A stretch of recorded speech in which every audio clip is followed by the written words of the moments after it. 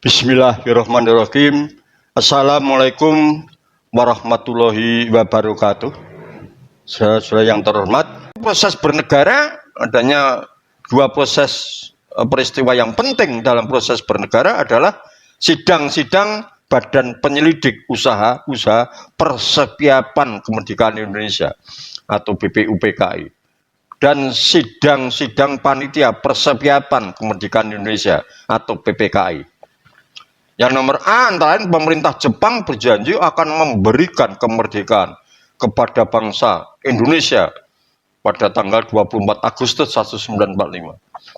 Realisasi dari janji itu maka dibentuknya BPUPKI pada 20 April 1945 dan dilantik pada 28 Mei 1945 yang diketuai oleh Dr. KRT Rajiman Wedya Diningrat.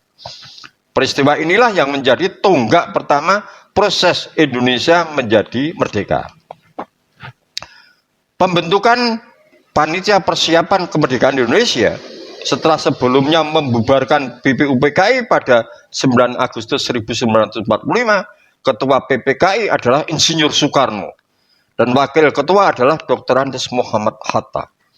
Dengan penyerahan Jepang pada sekutu, maka janji Jepang tidak terpenuhi, sehingga bangsa Indonesia dapat memproklamirkan diri menjadi negara yang merdeka.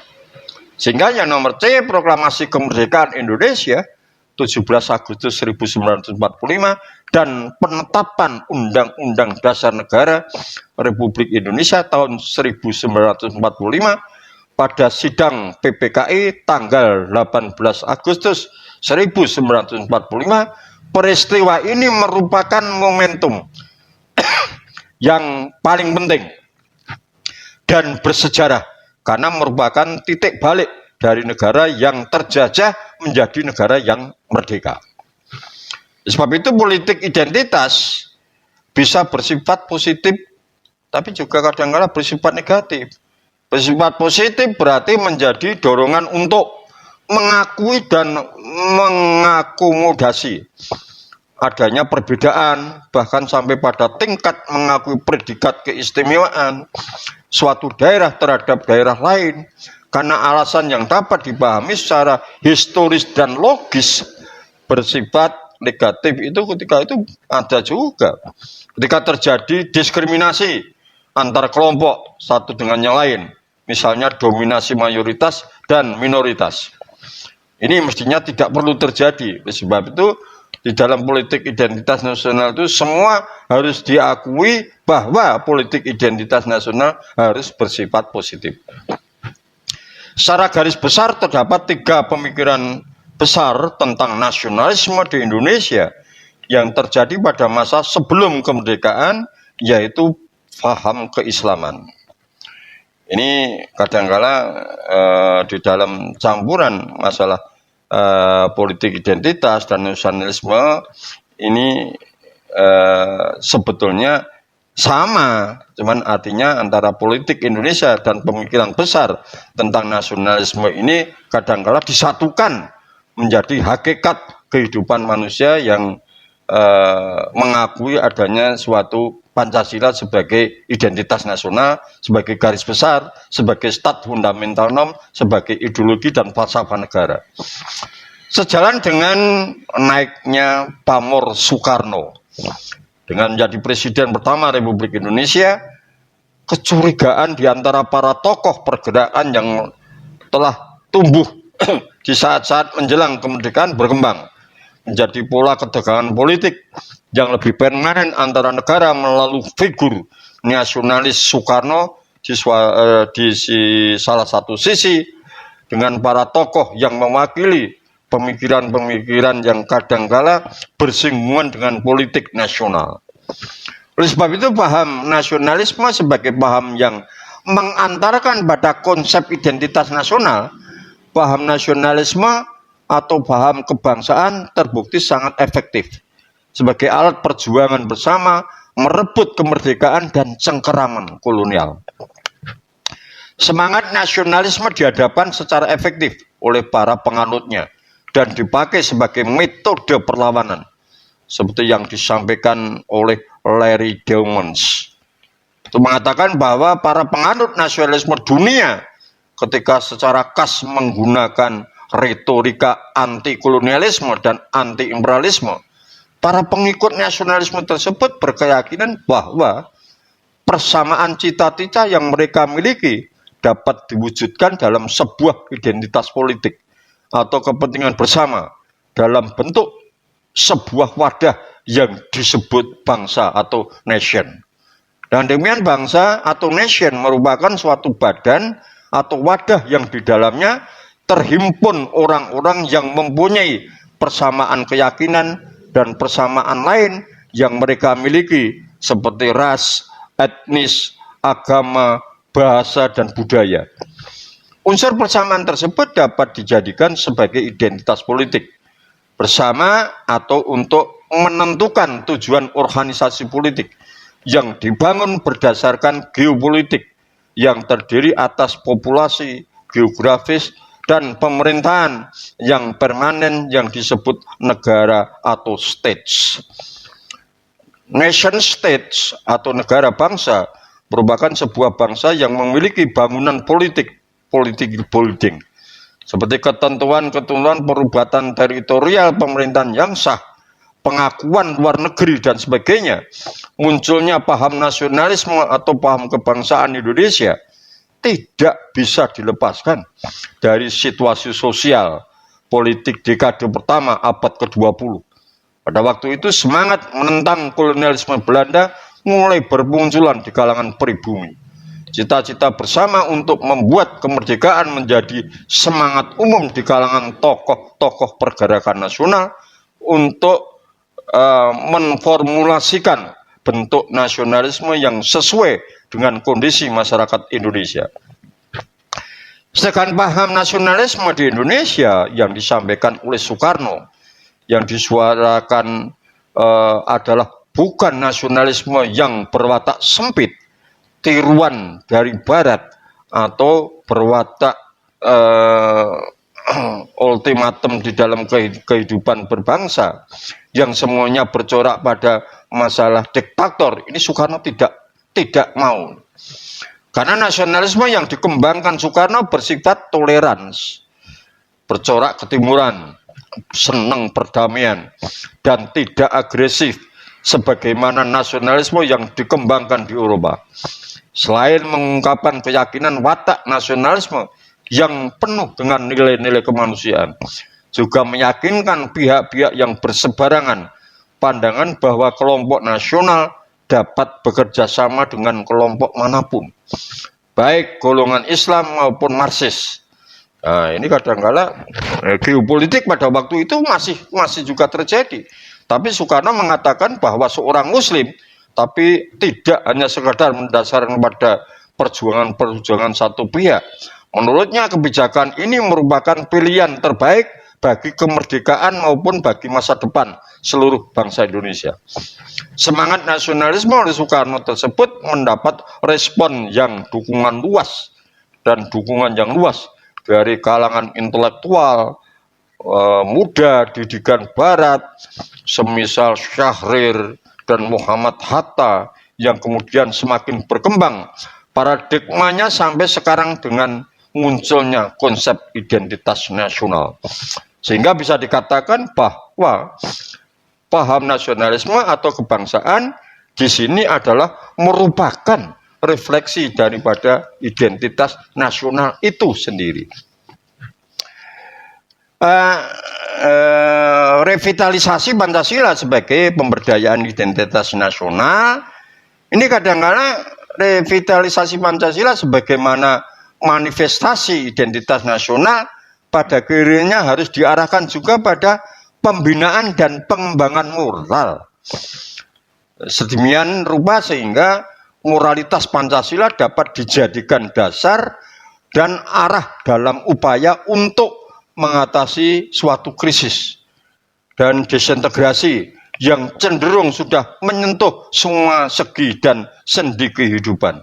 Dan harus kita sadari bahwa moralitas Pancasila akan menjadi tanpa makna, menjadi karikatur, apabila tidak disertai dengan dukungan suasana kehidupan di bidang hukum. Ini antara lain. Sebab itu antara moralitas dan hukum memang terdapat korelasi yang sangat erat. Dalam arti bahwa moralitas yang tidak didukung oleh kehidupan hukum yang kondusif akan menjadi subjektivitas yang satu sama lain akan saling berbenturan. Sebaliknya ketentuan hukum yang disusun tanpa disertai dasar dan alasan moral akan melahirkan suatu legalisme kontraproduktif dan bertentangan dengan nilai-nilai Pancasila itu sendiri. Oleh sebab itu revitalisasi Pancasila adalah pemberdayaan kembali kedudukan, fungsi, dan peranan Pancasila sebagai dasar negara, pandangan hidup, ideologi kehidupan, sumber dari segala sumber hukum, dan stat fundamental norm. Itu antara lain. Oleh sebab itu pemberdayaan identitas nasional dalam rangka pemberdayaan identitas nasional kita perlu ditempuh melalui revitalisasi Pancasila. Antara lain dalam arti bahwa nilai-nilai yang terkandung di dalamnya dikonsentrasikan sebagai cerminan kondisi objektif yang tumbuh dan berkembang dalam masyarakat. Kampus utamanya suatu rangkaian nilai-nilai yang bersifat shine and solen dan solen and shine. Ini antara lain. Sedangkan identitas dalam arti bahwa idealisme yang berkembang di dalamnya bukanlah sekedar utopi tanpa makna, melainkan di objektivitasnya sebagai kata kerja untuk membangkitkan gairah dan optimisme para warga masyarakat guna melihat hari depan secara prospektif menuju hari esok yang lebih baik melalui seminar atau gerakan dengan tema revitalisasi Pancasila. Sebab itu dalam arti bahwa Pancasila bukanlah barang jadi yang sudah selesai dan tertutup menjadi sesuatu yang sakral, melainkan terbuka bagi tafsir-tafsir baru untuk memenuhi kebutuhan zaman yang terus-menerus berkembang. Dengan demikian, tanpa kehilangan nilai hakikinya, Pancasila menjadi tetap aktual, relevan, serta fungsional sebagai tiang-tiang penyangga bagi kehidupan bangsa dan negara dengan jiwa dan semangat Bhinneka Tunggal Ika, sebagaimana dikembangkan di Pusat Studi Pancasila di Universitas Gadjah Mada. Oleh sebab itu, untuk mengembangkan jati diri bangsa dimulai dari nilai-nilai yang harus dikembangkan, yaitu nilai-nilai kejujuran, keterbukaan, berani mengambil risiko. Ini semua harus bertanggung jawab terhadap apa yang boleh dilakukan, adanya kesepakatan dan berbagi terhadap sesama. Untuk itu perlu perjuangan dan ketekunan untuk menyatukan nilai cipta, rasa, dan karsa. Ini antara lain dikemukakan oleh Sumarno dan Sudarsono bahwa cipta, rasa, dan karsa itu merupakan suatu pengejawantahan daripada nilai-nilai budaya yang sangat konsisten dengan Pancasila, moral, dan agama. Di sini letak arti pentingnya penyelenggaraan dalam kerangka pendidikan tinggi untuk mengembangkan dialog budaya. Dan budaya dialog mengantarkan lahirnya generasi penerus yang sadar dan terdidik dengan wawasan nasional yang menjangkau jauh ke masa depan. Sebab itu kalau berbicara pada masalah-masalah yang sangat penting, itu karakter kebudayaan kebangsaan Indonesia itu antara lain relatif agak sulit ditafsirkannya karena dapat dimengerti bila diuraikan. Karakter adalah sekumpulan tata nilai yang mewujud dalam suatu sistem daya juang yang melandasi pemikiran, sikap, dan perilaku. Situasi dan kondisi masyarakat kita dewasa ini menghadapkan kita pada suatu keprihatinan dan sekaligus juga mengundang kita untuk ikut bertanggung jawab. Perbaikan karakter bangsa merupakan satu kunci terpenting agar bangsa yang besar jumlah penduduknya ini bisa keluar dari krisis dan menyongsong nasibnya yang baru.